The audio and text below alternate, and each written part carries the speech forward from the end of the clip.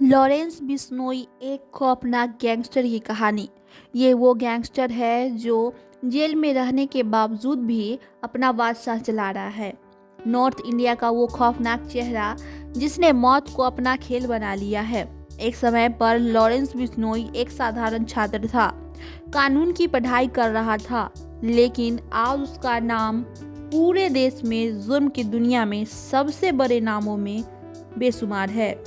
उसकी जिंदगी का सफर कैसे एक पढ़े लिखे लड़के से लेकर एक खतरनाक गैंगस्टर बनने तक पहुंचा, ये जानकर आपको यकीन नहीं होगा। जेल के सलाखों के पीछे रहने के बावजूद भी महंगे कपड़े पहनता है, लाखों के जूते और करोड़ों का खर्चा जारी है।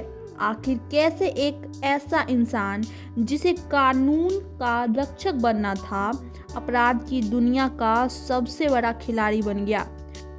इस कहानी में छुपा है सच जिसने नॉर्थ इंडिया के क्राइम को पूरी तरह बदल के रख दिया। आइए जानते हैं लॉरेंस बिश्नोई की जिंदगी के वो अनछुपे पहलू।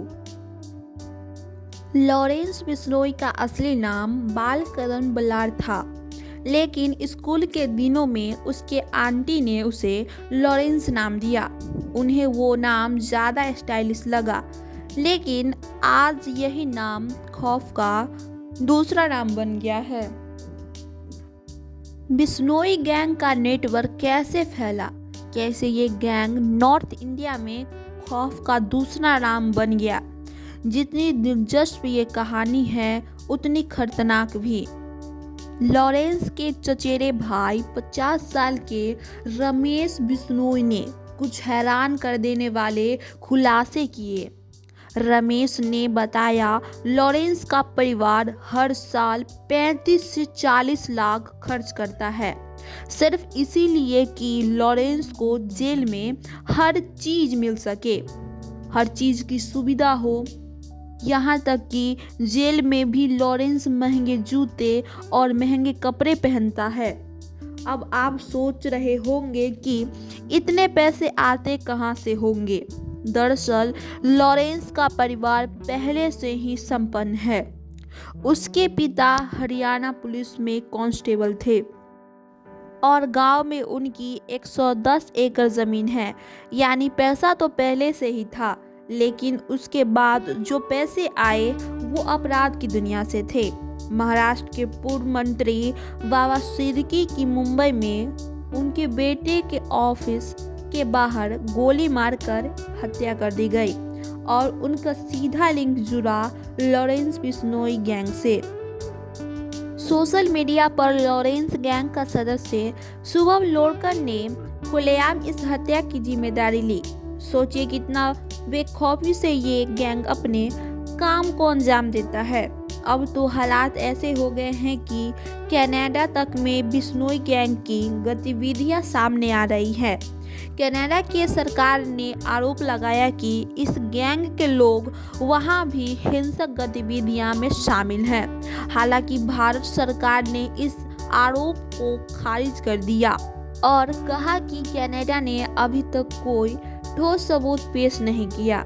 एनआई ने अपनी जांच में बताया कि लॉरेंस बिश्नोई गैंग का ऑपरेशन बिल्कुल उसी तरीके से चलाया जा रहा है जैसे 90 के दशक में दाऊद इब्राहिम चला रहा था।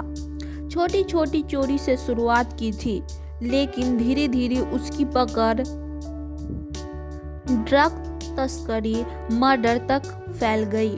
ठीक उसी तरह बिश्नोई गैंग ने भी अपनी शुरुआत छोटे छोटे अपराधों से की और आज इस गैंग के पास 700 से ज़्यादा शूटर्स हैं, जिनमें से 300 पंजाब से जुड़े हुए हैं। 2020 से 21 में बिश्नोई गैंग ने करोड़ों की कमाई की, जो विदेशों में हवाला के जरिए पहुंचाई गई। इस गैंग ने सोशल मीडिया प्लेटफॉर्म का भी जमकर इस्तेमाल किया। फेसबुक, इंस्टा और यूट्यूब जैसी साइट्स पर बिश्नोई गैंग की उपस्थिति ने उसे युवाओं के बीच लोकप्रिय बना दिया। तो लॉरेंस बिश्नोई की ये कहानी हमें बताती है कि किस तरह एक साधारण लड़का अपराध की दुनिया में किंग बन गया।